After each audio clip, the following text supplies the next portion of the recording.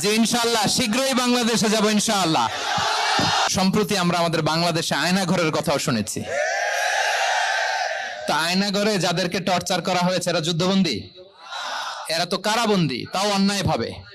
Enforce disappearance ছিল, অন্যায় ভাবে তাদেরকে গুম করা হয়েছে।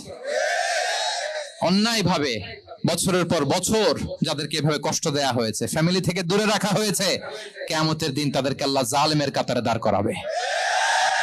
মাতৃভূমি বাংলাদেশ থেকে হাজার হাজার কিলোমিটার দূরে দক্ষিণ কোরিয়ার ইউনিভার্সিটির স্টেডিয়ামে কিছু দিনই কথা শুনবার জন্য আমাদেরকে আসার বসার সুযোগ করে দিয়েছেন। আমরা সবাই পড়ে নিয়েছি কালিমাতুশ শুকর আলহামদুলিল্লাহ। আল্লাহ শুকরিয়া যে আমরা আমাদের প্রিয় শায়েখ আস-সুন্নাহ ফাউন্ডেশনের চেয়ারম্যান শায়েখ আহমদুল্লাহ হাফিজাহুল্লাহ ওয়া রাআহকে পেয়েছি। উনি কথা বলার পরে আর কিছু বলার অবকাশ থাকে না, সুযোগ থাকে না, এত সুন্দর করে বলেন, ঠিক কিনা বলেন?